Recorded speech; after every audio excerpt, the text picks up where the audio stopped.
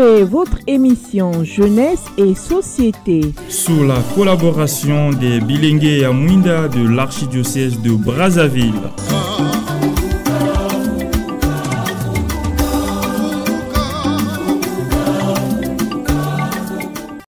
Bonsoir à tous les fidèles auditeurs et auditrices de la Radio Maria, station Brazzaville Congo, émettant sous la fréquence 92.0 FM. Site internet www.radiomaria.org, Afrique, République du Congo. Et bienvenue dans votre émission Jeunesse et Société, abordant des faits sociaux, juridiques, entrepreneuriales et de la vie des mouvements d'apostolat de jeunes de l'Église. Je suis Yajudi Kael et je suis ravi de vous retrouver une fois de plus pour ce nouveau numéro. Pour le thème de ce soir, je suis avec Yasaïra pour co-animer notre belle émission. Bonsoir et shalom Yasaïra. Bonsoir et shalom à toi Yajudi Kael et à tous nos éditeurs et auditrices. C'est un réel plaisir d'être avec vous. Alors ce soir, nous plongeons dans l'histoire de la foi et de la résistance. Nous allons commémorer le départ il y a 14 ans d'un homme qui a su, contre vents et marées, fonder une communauté qui continue d'illuminer des vies. Il s'agit de Monseigneur Ignace Matondo Kwanzambi. Dans une période où tout rassemblement était réprimé sous la dictature du maréchal Mobutu, il a eu le courage de créer la communauté Jeunes de la Lumière. Par contre, on l'appelle Bilingué à Mwinda, BIM. Une histoire de foi, d'engagement et de résilience. Effectivement, Yasaïra, pour honorer sa mémoire et comprendre l'impact de son œuvre, nous avons une invitée de marque sur notre plateau. Il s'agit de Ya Tchitchine. Bonsoir et shalom Ya Tchitchine. Bonsoir et shalom Yajudi, Yasaïra et bonsoir à tous les auditeurs de la Radio Maria. Merci, bienvenue sur ce plateau de notre émission Jeunesse et Société. Et une fois de plus, nous allons inviter Yatitine de se présenter afin que nos chers auditeurs et auditrices puissent connaître qui est Yatitine réellement. Je suis donc Yatitine Tunga Tunda. Okay. Je suis jeune de la lumière rayonnante de la paroisse Ndundiampungu à la mairie de Mfilou. Je suis donc aînée jeune de la lumière. J'ai été coordonnatrice diocésaine des jeunes de la lumière de 2013 à 2018. Et professionnellement, je suis agent du complexe scolaire catholique Père Michel Gobin au sein de la paroisse Ndundiampungu. Tout se passe à Ndundiampungu. Voilà. Merci à vous de nous avoir énoncé votre identité, chère Yatitine. Alors, chers auditeurs et auditrices, avant d'entrer dans le vif du sujet, nous allons d'abord nous tourner du côté de la régie pour un petit coussin musical.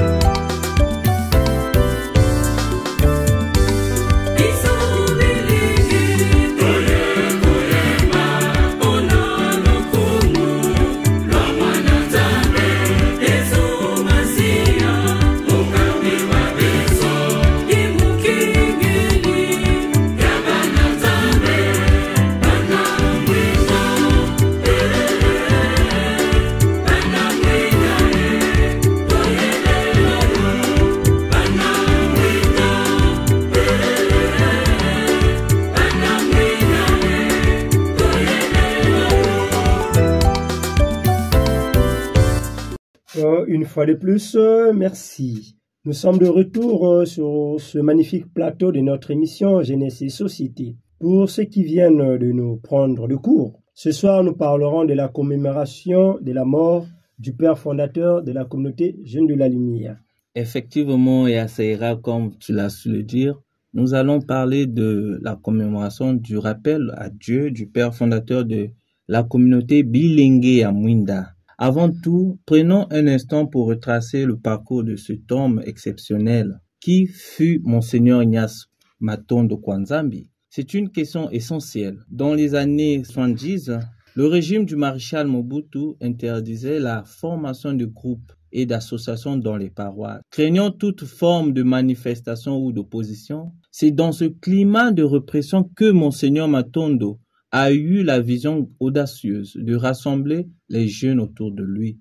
Il a fondé donc la communauté jeune de la lumière à Kinshasa il y a plus de 50 ans. Son œuvre ne se limitait pas à la religion, c'était un acte de foi et de courage. Il a offert une voie de salut à des jeunes en difficulté, leur a appris l'amour du prochain et les a transformés en chrétiens engagés. Il a fait face à la méfiance de l'État pour bâtir une communauté forte et solidaire, dont l'héritage a traversé les frontières jusqu'ici à Brazzaville. Ouais, merci beaucoup, Yajudi Kayel. C'était pas facile vraiment à cette époque.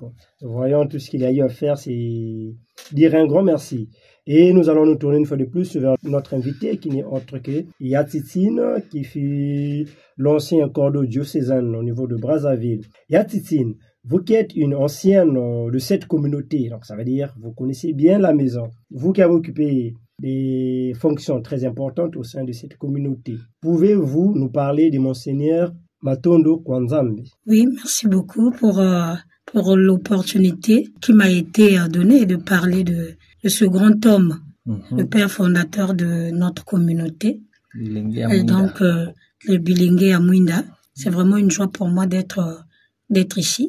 Alors, pour ce qui est de Monseigneur Ignace Matondo Kwanzambi, il est né le 12 avril à Yakaba, dans la province de l'Équateur, en RDC, en République démocratique du Congo, des parents originaires de la province de Bas-Congo, aujourd'hui qu'on appelle Congo central. Congo central, oui. Et voilà, donc on peut facilement comprendre que son nom même voulait déjà dire quelque chose. Hein? C'est comme si ses parents savaient pourquoi ils l'ont nommé comme ça.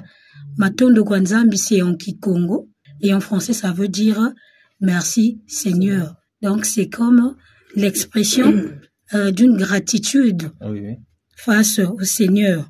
Et donc, il a débuté sa formation sacerdotale au grand séminaire de Kabwe, toujours dans l'Équateur.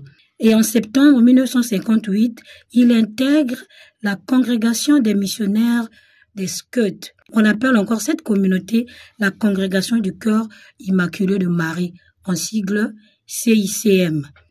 Il continue ses études au Scholastica des Scouts et en Belgique. Il poursuit ses études à Rome où il obtient une licence en sociologie des jeunes. Il est ordonné prêtre le 2 août 1964 à Rome. Après cela, après être ordonné prêtre, il est rentré au pays en novembre, donc en RDC, en novembre 1969. Et il est nommé vicaire à la paroisse Saint-Pierre de Kassavubu. En 1972, il est nommé, ça c'est notre manière d'appeler ici, comme l'aumônier diocésain de la jeunesse de l'archidiocèse de Kinshasa, par le cardinal Malula. Et en 1974, il est nommé curé de la paroisse Saint-Alphonse de Ma-Tété. Et il est toujours aumônier diocésain des jeunes de la Lumière.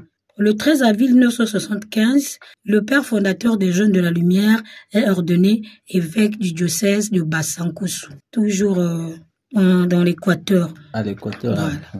Donc, il est resté évêque du diocèse de Bassankusu de 1975 à 1998. Excusez-moi. Voilà, donc de 75 à 98. Et en août 98, il est nommé évêque du diocèse de Molegoué. C'est toujours aussi... dans l'Équateur. Dans l'Équateur, je sais pas. Voilà. Ouais. Et donc, après cela, à 75 ans, vu le poids de l'âge aussi, et les problèmes de santé qu'il commençait à traverser, donc il a rendu sa démission, qui a été publiée par l'Annonciature le 20 mai 2007. où il se décharge de la responsabilité du diocèse de Molengwe. Et après là, il est rentré à Kinshasa. Il est revenu chez lui, dans sa communauté des missionnaires de Scott. Ouais. Et c'est là qu'il est resté jusqu'à sa mort le 9 septembre 2011. Oh, quel parcours. Merci beaucoup Yatitine de nous avoir fait la biographie du fondateur de Bilenge ya Mwinda. Alors Yatitine, quel était le défi de créer un tel groupe sous la dictature de Mobutu? Comment cela s'était-il fait? Sachant qu'à l'époque, c'était quasi impossible de créer des mouvements. Quelles étaient les approches du père fondateur pour arriver à créer cette belle communauté? Voilà, comme tu as su le dire, Judy, c'était pas facile vu le contexte politique du pays en ce temps-là. Mm-hmm.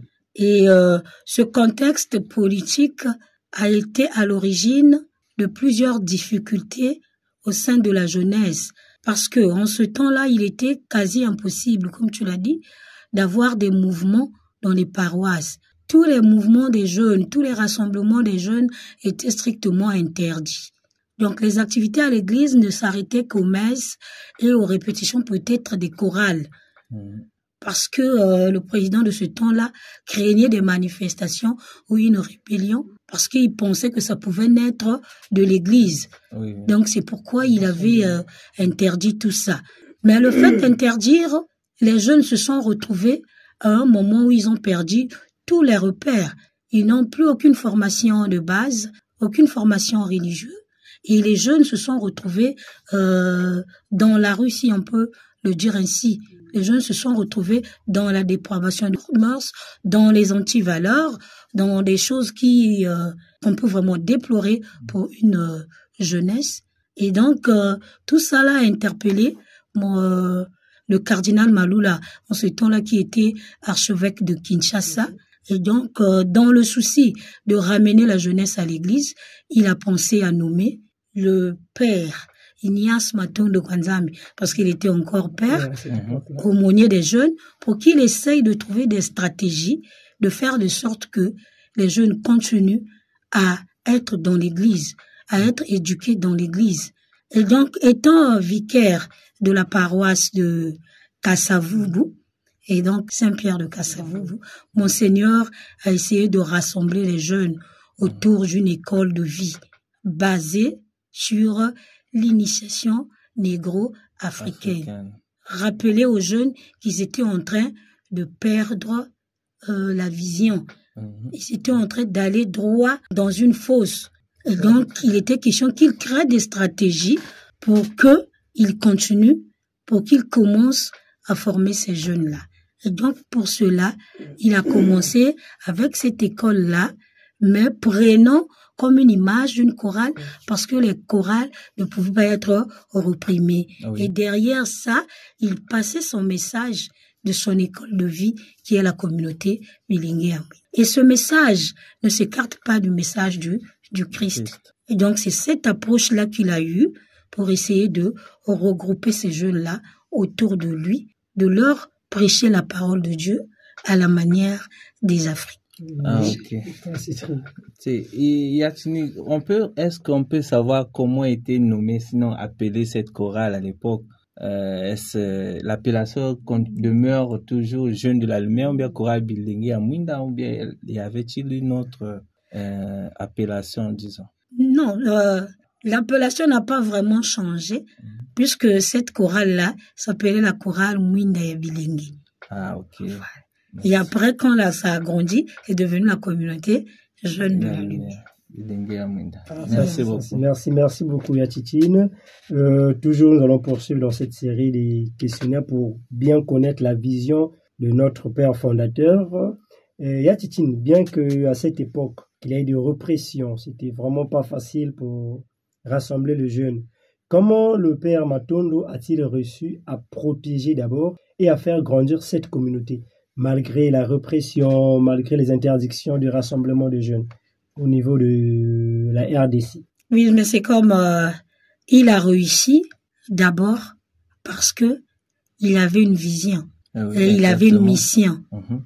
Non seulement qu'il était chargé à la pastorale des jeunes de Kinshasa, mais de par sa formation aussi de sociologue, Ah oui, parce qu'il a étudié à Rome, il a eu sa licence oui, en sociologie. en sociologie, des jeunes aussi. Donc, il avait, disons, les atouts pour réunir ces jeunes-là. D'où il a appelé les jeunes, comme on venait de le dire, par cette chorale-là, et a commencé à les former, à leur faire comprendre qu'ils étaient en train de prendre le mauvais chemin et qu'il fallait revenir vers le Christ. C'est ce qui a fait qu'ils réussissent. Et aussi, son message a tellement eu d'impact. Ces jeunes-là qui ont reçu son message, qui autrefois étaient des dépravés, Des délinquants. Des chanvreurs, comme on le dit, des prostituées pour certains, après avoir écouté ce message, ils ont radicalement changé.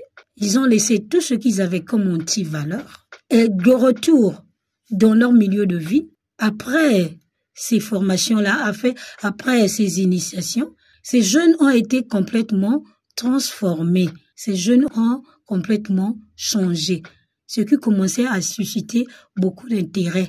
Parce que pour les connaissances de ces jeunes-là, pour les parents de ces jeunes-là, voyant leurs enfants qui ont totalement changé, ils se sont dit qu'il y a vraiment quelque chose de fort qui se passe là-bas. Et ces jeunes-là sont devenus mystiques, comme on le dit chez les jeunes de la lumière. Mystique. Parce que lorsqu'on est jeune de la lumière, on devient mystique. Les voisins te trouvent mystique.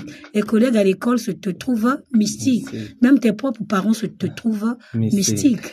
Et donc, devenu mystique, ce message-là a fait que beaucoup de jeunes puissent s'intéresser à cette communauté-là. Ce qui avait seulement commencé à la paroisse de Matete Saint-Pierre commençait à être demandé ailleurs. Et lorsque Monseigneur Matondo devient curé, parce que là, le mouvement n'est pas encore diocésain, il est encore paroissial. Et donc, lorsqu'il devient curé de la paroisse de Kasavubu, là, l'archidiocèse de Kinshasa et son conseil décident que cette initiation soit faite dans toute l'archidiocèse de Kinshasa. Très belle initiative. Donc, c'est cet impact-là qui a fait que le mouvement grandisse et ce qui a fait qu'aujourd'hui, le mouvement arrive à Brazzaville. Jusqu'ici à Brazzaville. Dans tout, on peut dire, dans plusieurs diocèses de Brazzaville, dans d'autres pays et même hors de l'Afrique, s'il faut le dire aujourd'hui. Merci à Tchitchine pour vos réponses captivantes. Alors, je nous propose de souffler un tout petit peu en nous tournant vers la régie pour un autre coussin musical.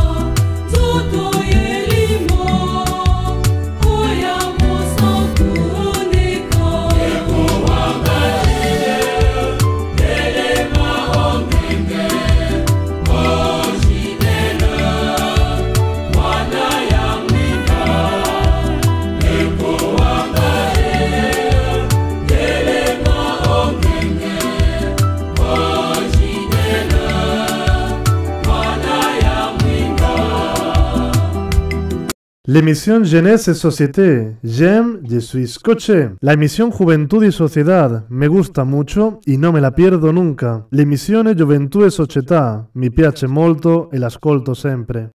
Une fois de plus, chers auditeurs et auditrices, Nous sommes de retour dans votre émission Jeunesse et Société. Comme vous le saviez, nous sommes avec notre invité très spécial, Yatitine. Alors, chers aînés, chers Ndeko, on voit que le fruit de son travail continue à grandir. Yatitine, vous qui connaissez bien cette communauté et vous avez su la diriger au sein de notre diocèse de Brazzaville, avez-vous des témoignages à nous faire part? Et quel est son impact sur les jeunes d'aujourd'hui? Ok, merci encore pour la question. Je commencerai par parler de l'impact que la communauté Jeune de la Lumière a aujourd'hui. Je peux dire que depuis sa création jusqu'aujourd'hui, la communauté Jeune de la Lumière a eu un grand impact. On peut dire un impact vraiment positif au sein de nos sociétés. Parce que, qu'on le veuille ou non, là où sont les jeunes de la lumière rayonnent. Ah oui. Les jeunes de la lumière rayonnent par leur façon de faire. Ils rayonnent dans tous les milieux de notre société, que ce soit dans le milieu professionnel, que ce soit dans le milieu, disons, ecclésiastique, dans le cadre de l'Église. Nous avons beaucoup des religieux jeunes de la lumière, nous avons des prêtres jeunes de la lumière, nous avons des mariés jeunes de la lumière, nous en avons aussi beaucoup, surtout avec la réalité de notre pays. C'est pas facile pour que les tout jeunes se marient. On pense même qu'ils sont en train de s'aventurer, ils savent pas ce qu'ils font. Voilà. Et donc on en a, la communauté jeune de la lumière s'efforce dans ce sens aussi de promouvoir les valeurs. Les valeurs, et les jeunes de la lumière sont là pour l'épanouissement des jeunes. Les jeunes de la lumière aident les jeunes à devenir des adultes libres, responsables, harmonieux et épanouis. Et cette mission continue jusqu'aujourd'hui. La preuve en est que c'est ce que je venais de dire. Nous avons beaucoup de responsables des entreprises, beaucoup des entrepreneurs, beaucoup de responsables ici et là qui sont des jeunes de la lumière.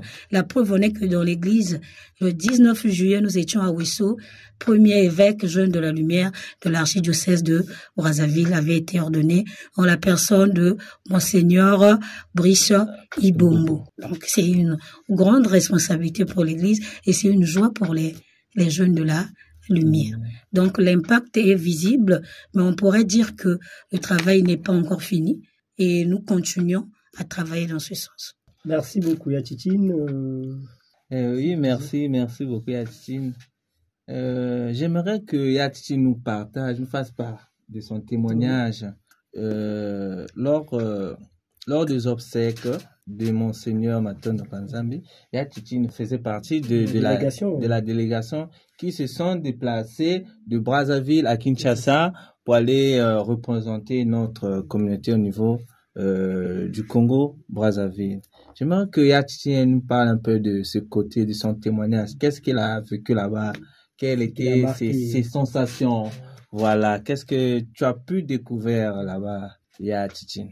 Merci à Judy pour cette question. J'ai eu la chance de faire partie de la délégation du Congo-Brazzaville qui s'est rendue en RDC pour les funérailles de Monseigneur Ignace Matondo Kanzambi. Judy a dit, et quelle émotion. C'était pas facile. Oui. C'est-à-dire, arriver sur place à Kinshasa, le premier sentiment que j'ai eu personnellement, et même que les autres ont eu parce qu'on en a parlé, et c'était le fait qu'il est resté pendant quelques années à Kinshasa et que nous n'avons pas pu le visiter. Parce que pour les jeunes de la lumière de Brazzaville, on le connaît, c'est notre père fondateur. Ben, ça devait être bien si on l'avait vu pendant qu'il était encore en vie. Et arrivé le jour de ses obsèques, apprenant qu'il était à Kin, qu'il était malade pendant un moment, et que nous n'ayons pas eu ces informations-là, peut-être qu'on se serait organisé pour aller à Kinshasa. Donc, c'était vraiment très regrettable pour nous, parce que ça devait être bien si on l'avait vraiment connu comme ça, si on l'avait vu. Voilà. Donc, c'était ça. Ça restait un regret éternel. Ça restait un regret éternel, oui. Et deuxièmement, nous avions eu comme l'impression qu'on l'avait connu. Pas qu'on l'avait connu physiquement, quoi. C'est comme si c'était quelqu'un qui était proche de nous. Donc, voir son cercueil là, et que nous sommes là, c'est comme si c'était quelqu'un qu'on connaissait vraiment, avec qui on a vécu, avec qui on a cohabité. Voilà, c'est l'impression que nous avions eue.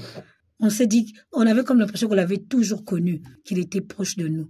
Et c'est aussi arrivé que les gens pleurent, comme si, dans la délégation de Brazzaville, comme si on le connaissait.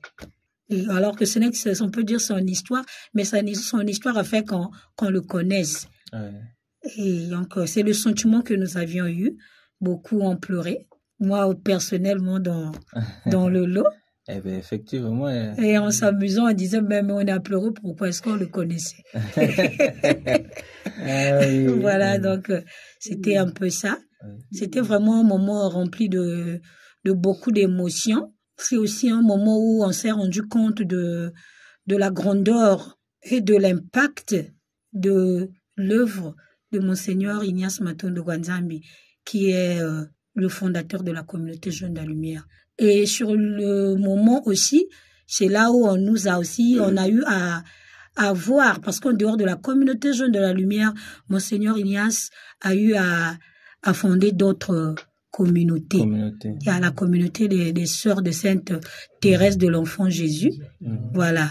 Elles étaient aussi massivement représentées au cours de ces obsèques. Donc, c'était vraiment un moment très fort, rempli de beaucoup d'émotions. Et c'était vraiment, je peux dire, une grâce pour nous, nous qui étions là de participer à cet événement-là. Alors, en dehors des sœurs aussi, il a eu à créer une communauté qu'on appelle, je sais pas si elle existe toujours, mais la communauté religieuse, jusqu'aujourd'hui, elle existe. Il y a la communauté des frères Balangwa Christo, toujours à Bassankou là-bas. En Équateur, c'est ça? En Équateur, oui. Ah, ok. Voilà. Merci beaucoup, Yatitine. Et nous tournons vers la fin de notre émission. Merci pour le témoignage très, très touchant et poignant de Yatitine. Monseigneur Ignace Matondo Kwanzambi a laissé une empreinte indélébile. En commémorant son décès, sinon autre que sa mort, nous nous souvenons d'un homme de foi qui n'a pas eu peur d'agir pour les autres. Il était toujours là, comme a su le dire Yatitine. Même dans les moments les plus difficiles, il a su trouver des astuces pour bien mener sa mission. Son héritage nous rappelle que la lumière, même la plus faible, peut briller dans l'obscurité. On dit bien même la plus faible peut briller dans l'obscurité, et nous avons su le constater dans la locution de Yatitine. Malgré les embûches, malgré tout, il a su émerger. Et là, nous toujours commentons vers la fin. Et au niveau du Congo-Brazzaville, nous avons tendance à célébrer la commémoration du 14e anniversaire de notre père fondateur, Ignace Matondo Kwanzambi. Donc, une fois de plus, nous allons tourner vers Yatitine. Yatitine, pour son 14e anniversaire, qu'est-ce qui est prévu au niveau du diocèse de Brazzaville? Merci pour la question. Au niveau du diocèse de Brazzaville, étant donné qu'il est décédé le 9 septembre, c'est un mardi, les jeunes doivent se retrouver dans leurs occupations, tout ce qu'ils ont comme activité professionnelle. Donc, il serait difficile pour nous d'avoir une activité ce 9. Donc, nous avions dû reporter au 14 notre commémoration du 14e anniversaire. Donc, ça sera le 14 septembre, donc le dimanche prochain, à 13h30, dans la paroisse Saint-Jean-Baptiste de Talangaï, où nous aurons une messe d'action de grâce pour Monseigneur Ignace Matondo, une messe au cours de laquelle nous aurons la remise des symboles initiatiques à 2 de nos frères jeunes de la lumière qui ont été ordonnés prêtres dans le diocèse de Nkaï. Il s'agit de Ya Roland et de Ya Jules Dom. Ya Jules Dom est jeune de la lumière de la paroisse Saint-François d'Assise, et Ya Roland est jeune. Depuis un moment, il y a eu une communauté qui s'était constituée au grand séminaire. Donc, ils faisaient partie des jeunes qui ont suivi leur formation au grand séminaire théologique cardinal Émile Bérinda de l'archidiocèse de Brazzaville. Donc, on invite tous les jeunes de la lumière d'être massivement présents le dimanche prochain à la paroisse Saint-Jean-Baptiste. On ne peut pas rester en marge de cet événement. En tout cas, soyons tous là et marquons de notre présence ce jour-là. Et nous rappelons aussi que les cotisations aussi n'évoluent pas. On a besoin que les gens contribuent pour cet événement-là. Parce qu'il faudrait bien qu'on remette des symboles à nos frères. Si on ne contribue pas, on aura l'argent. Donc, lucide, 2000, fondamentaliste et rayonnant, 4000. Merci. Merci beaucoup. Le message est passé. Merci. Et vous avez déjà le programme en ce qui concerne le 14e anniversaire de la mort de notre père fondateur. Comme toujours, nous allons peut-être passer sur des annonces. La première est que nous avons le regret très profond, nous sommes touchés d'avoir perdu nos mamans. Donc, la première, il s'agit de notre cher Yaya Godvi de Saint-Michel de la Base, qui a perdu sa maman, qui n'est autre aussi que notre maman. Donc, la veille se trouve toujours à la base, derrière la paroisse Saint-Michel de la Base, dans la rue Nkourou. Donc, de temps en temps, chers aînés, nous pouvons passer en entendant que le diocèse fasse un programme pour une descente communautaire. Nous avons aussi perdu notre maman, la maman de notre cordeau national. Donc, au nom de Ea Chancel, il vient de perdre sa maman et la veillée se trouve derrière le marché de Mongali sur la rue 89, rue des Martyrs, au marché de Mongali. Donc, en attendant les informations au niveau du diocèse pour des veillées communautaires, voilà un peu les annonces que nous pouvons partager aujourd'hui. Donc, on peut toujours appeler nos frères pour souhaiter les condoléances. Merci beaucoup. Ok, merci beaucoup. Merci à Saïra. Nous disons un grand merci à Yatchichin de nous avoir honorés de votre présence sur ce beau plateau de notre émission Jeunesse et Société. Alors, nous sommes pratiquement vers la fin. Nous voulons rappeler que cette émission a été réalisée avec la collaboration de la communauté Jeune de la Lumière de l'archidiocèse de Brazzaville. Merci d'avoir été avec nous dans Jeunesse et Société. Notre émission de Radio Maria Station Brazzaville Congo émettant sur la fréquence 92.0 FM. Nous disons un grand merci aux responsables de la radio et chers auditeurs et auditrices. On se retrouve à la prochaine pour un nouveau numéro. Entre-temps, on vous souhaite bonne soirée. Et n'oublions pas, restons scotchés.